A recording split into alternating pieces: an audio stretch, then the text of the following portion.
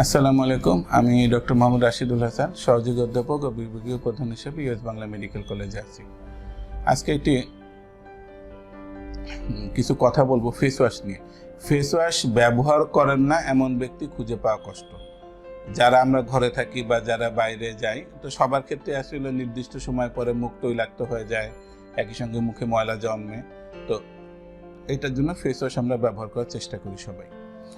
Face wash সবাই ব্যবহার করছেন, তো কোন ধরনের ফেস ওয়াশটা আসলে আমার জন্য ব্যবহার করা সব থেকে ভালো, কিভাবে আমি ফেস ওয়াশ ব্যবহার করব, দিনে কয়বার ব্যবহার করব, ফেস ওয়াশ ব্যবহার করার পর আমি কি মেজার নিব, এসব নিয়ে আসলে আমি আজকে কিছু তথ্য দিতে চাই। তো ফেস ওয়াশ চুজ করার ক্ষেত্রে প্রথমে আমরা ঠিক কি করব, যে আমার মুখটা আসলে অয়েলি কিনা, ড্রাই কিনা, সেনসিটিভ কিনা, এটা আমি আগে নিজের থেকেই সবাই জানে। তো এক্ষেত্রে আমি এটা ঠিক করে অয়েলি স্কিনের জন্য এক ধরনের ফেস ওয়াশ, যেমন অয়েলি ফেস ওয়াশ, এবং ড্রাই স্কিনের জন্য কিন্তু আমরা ফেস ওয়াশ আছে। তো অয়েলি স্কিনে সাধারণত যে কোনো ফেস ওয়াশই ব্যবহার করা যায়, কারণ অয়েল যতই টানবে তাদের মুখটা কিছুটা অয়েলি ভাব থাকে। কিন্তু যাদের ড্রাই স্কিন, তাদের ক্ষেত্রে যদি আমরা কোনো হার্শ সোপ ব্যবহার করি, ড্রাই স্কিনের জন্য আমরা একটু সোপ ব্যবহার করাটাকে নিরুৎসাহিত করি, তাদেরকে বলি আমরা ফেস ওয়াশ ব্যবহার করতে। এবং ফেস ওয়াশের মধ্যে কিছু কথা আছে, সোপ ফ্রি ক্লিনজার, কেননা সোপে অনেক বেশি অয়েল টেনে ফেলে এবং মুখটাকে ড্রাই করে ফেলে। এই জন্য সোপ ফ্রি ক্লিনজার দিলে তাদের মুখটাও পরিষ্কার হলো, একই সঙ্গে অয়েলিনেসটা মুখের ময়েশ্চারাইজার ঠিক থাকলো। এই জন্য ড্রাই স্কিনের জন্য সোপ ফ্রি ক্লিনজার ব্যবহার করাটা গুরুত্বপূর্ণ। এরপর আমরা ফেসটাকে, এবং সবসময় আমরা ফেসে, যেহেতু শরীরের তুলনায় মুখ বেশি সফিস্টিকেটেড, এই জন্য মুখের জন্য আমরা সবসময় ব্যবহার করব একটু জেন্টেল ফেস ওয়াশ।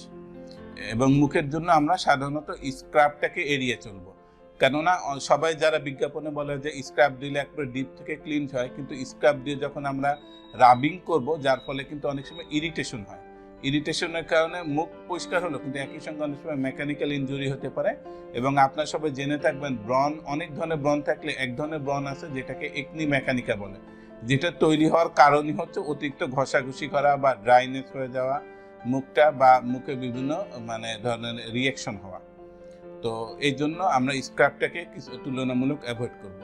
এছাড়া আমরা যখন মুখে ফেস ওয়াশ নিব, তো ফেস ওয়াশটা আসলে সব থেকে আদর্শ ব্যবহার করা হচ্ছে, ফেস ওয়াশ ব্যবহার করার আগে, মুখে দেওয়ার আগে মুখে লিকুয়াম ওয়াটার কুসুম গরম পানি দিয়ে মুখটাকে হালকা করে ভিজিয়ে নিব। তারপর নেওয়ার পরে আমরা একটু মুখের ফিঙ্গার টিপে অল্প পরিমাণ ফেস ওয়াশ নিব। অল্প পরিমাণ ফেস ওয়াশ নিয়ে পরে মুখের বিভিন্ন জায়গায় এরকম করে হালকা হালকা করে ঘষে আঙুল দিয়ে ঘষে রেখে দিব কিছু সময়। এবং এই ফেস ওয়াশ ব্যবহার করার জন্য আমরা কোনো ধরনের ওয়াশ ক্লথ অথবা কোনো মেশ স্পঞ্জ, কোনো স্পঞ্জ নিব না, কোনো কাপড় দিয়ে ঘষবো না, শুধু আঙুল দিয়ে ঘষবো। কেননা ওই কাপড় বা স্পঞ্জ দিয়ে ঘষলে অনেক বেশি রাবিং বা ওই পূর্বে যা বললাম যে মেকানিক্যাল ইনজুরি হওয়ার সম্ভাবনা আছে। এই জন্য আঙুল দিয়ে আমরা কিছু সময় ঘষে রাখবো। যাদের মুখ বেশি অয়েলি তাদের অল্প সময় রেখে দিব, আর যাদের ড্রাই বা নর্মাল স্কিন তাদের তারপর পরই আমরা ধুয়ে ফেলবো।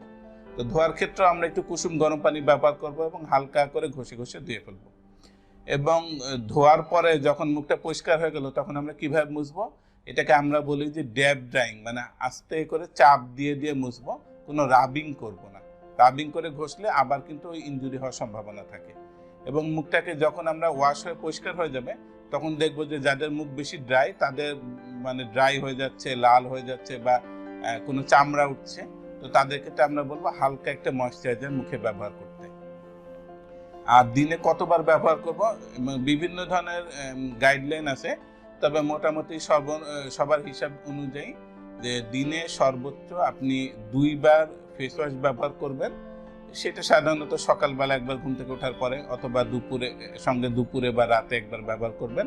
আর একটা কথা হলো, এই 2 বারের অধিক আপনি তখন ব্যবহার করবেন, দেখা যাচ্ছে যে প্রচন্ড গরমে আপনার মুখে প্রচুর সোয়েটিং হচ্ছে, মুখে যখন বেশি ঘামছে, তারপরেও কিন্তু ফেস ওয়াশ ব্যবহার করার নিয়ম আছে। তো ফেস ওয়াশ ব্যবহার করার মোটামুটি নিয়ম এরকমই, এটা যতটা সম্ভব মেনে চলবেন এবং ভালো থাকবেন।